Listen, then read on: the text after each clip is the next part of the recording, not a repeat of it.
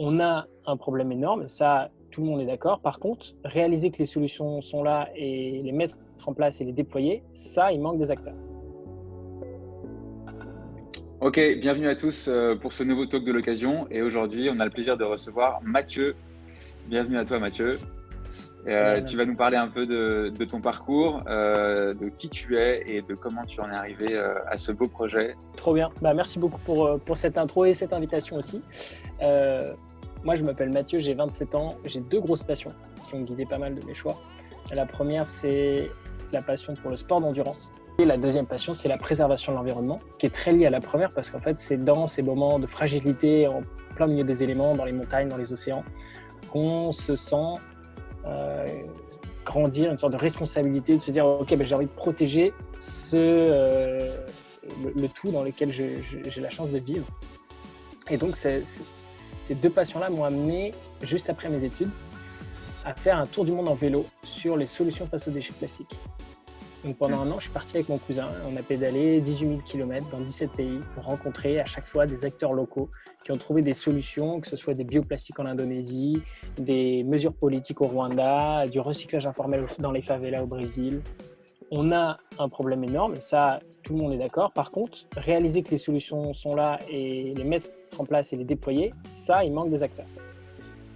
Et c'est là où, en échangeant dans un petit café au bord de la mer en Inde à Pondichéry, avec Raphaël, du coup, on échange et je me dis, putain, c'est là que j'ai envie de bosser. Je sais que tu as un projet, peut-être que tu peux nous en parler aussi, qui arrive en Amérique du Sud, de nage encore. Comment tu organises tes projets? Est-ce qu'ils sont conjointement organisés avec Circulaire? Est-ce que c'est toi qui apportes l'idée? Comment ça se passe? Alors, c'est vraiment en parallèle. Ces projets-là, moi, je bosse à 80% chez Circulaire. Ok. Parce que j'aurais présenté mes projets, ils m'ont dit c'est trop bien. Et déjà, il y avait cette passion et cette ADN commune de se dire, déjà, on construit une boîte dans laquelle on se fait d'abord kiffer à travers notre métier, à travers ce qu'on veut faire. Surtout que cette année, j'avais deux gros objectifs. J'avais le premier objectif qui était de rendre visible la pollution du mégot en retraçant son parcours de Paris jusqu'à Deauville, avec 3 autres nageurs. Donc là, on a tous les 4 créé une association qui s'appelle Zéro Mégot. Et j'ai un autre projet qui est de traverser le lac Titicaca en novembre de cette année, avec Théo Curin et Malia Metella. J'appelle ça entre guillemets une éco-aventure parce qu'en fait, je mets autant d'énergie dans la préparation physique que dans la dimension écologique. Parce que quand ça devient dur, moi, je me raccroche au message, tu vois. Si on arrive à lier l'économie circulaire avec le mégot aujourd'hui, quelles sont les solutions qu'on a? Est-ce que vous avez réfléchi sur le sujet depuis que vous avez fait cette grosse collecte? Quels sont les enseignements que tu en as un peu tirés sur alors oui, il y a de la sensibilisation, mais comment est-ce qu'on peut aussi créer du réemploi avec du mégot? Il y a 2 niveaux qui sont hyper importants. Donc déjà, le constat, c'est que depuis 32 ans, le mégot, c'est le premier déchet qu'on retrouve dans les océans. Nous, notre gros enjeu, c'était comment on arrive à conscientiser l'impact du mégot. La bonne attitude à adopter, c'est le jeter dans un cendrier de poche, le jeter dans un cendrier, le jeter à la poubelle. Déjà, ça, d'un point de vue consommateur, nous, c'est le message qu'on voulait faire passer. Mais derrière, bien sûr, il ne faut pas s'arrêter là. Ça, c'est la partie consommateur facile. Après, il y a la partie producteur. Moi, mon rêve, mais on est encore très loin, c'est de penser à l'éco-conception. Pourquoi est-ce que dans la conception du mégot, on doit mettre 4000 substances chimiques? Je ne comprends pas, dans un truc aussi petit, pourquoi il y a autant de produits, tu vois.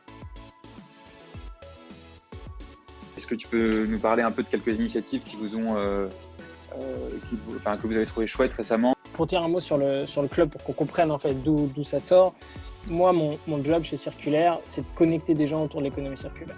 Et donc, typiquement, le fait que tu es connecté avec Feel and Fab, tu vois, ça, c'est mon job et c'est ce qui me passionne. Donc déjà, c'est trop cool et je suis très content. Quel est le rôle du réemploi? En fait, le rôle numéro 1 du réemploi, pour moi, c'est allonger la durée de vie. C'est qu'en fait, le marché de l'occasion, tu prends le produit tel qu'il est, et donc finalement, il aura une durée assez limitée. Le reconditionnement, c'est que tu vas changer certaines pièces qui va lui rallonger encore sa durée de vie. La source de l'éco-conception est très difficile puisqu'il faut aller emmener les fabricants. L'exemple typique de notre secteur, c'est la batterie. Des premiers smartphones, tu avais des batteries qui étaient juste clipsées dans les capots arrière. C'est facile à changer, à remplacer. Et puis comme c'est la première cause de panne d'un téléphone, en fait, tu la changes et puis le téléphone, hop, il repart pour une deuxième vie, et puis pour une troisième, etc. L'éco-conception, elle va revenir, non pas pour une conscience écologique, mais juste pour une conscience de la réfraction des matières, quoi. D'ailleurs, c'est plutôt une question que j'aimerais te poser. Est-ce que c'est quelque chose que tu penses que les constructeurs commencent à avoir en tête? Aujourd'hui, non. Non, clairement, c'est pas. Alors, il y a des efforts sur la traçabilité, sur l'extraction, sur le côté transparence, mais le côté minerai, c'est clairement pas ce qui est prioritaire pour les fabricants aujourd'hui. Le secteur du réemploi, il y a eu une grosse vague sur l'automobile, puis après sur la partie tech, et maintenant c'est le textile, habillement. Est-ce que tu vois se dessiner autre chose comme nouvelle vague sur un autre pan de l'économie? Deux choses qui me viennent en tête. La première, c'est de se dire, le réemploi, il y a un secteur qui n'a pas été cité, mais sur lequel c'est vachement développé, c'est le BTP. Et maintenant, du coup, pour répondre à ta question, maintenant, on est plus sur un mouvement transverse du réemploi qui est facilité. Globalement, tu as une hausse du réemploi qui est exponentielle en ce moment et le marché du réemploi est énorme. Merci beaucoup pour ta participation aujourd'hui. Super intéressant. On te souhaite du courage et de la passion encore dans tes beaux projets d'éco-aventure. Trop cool. Merci, Reynald.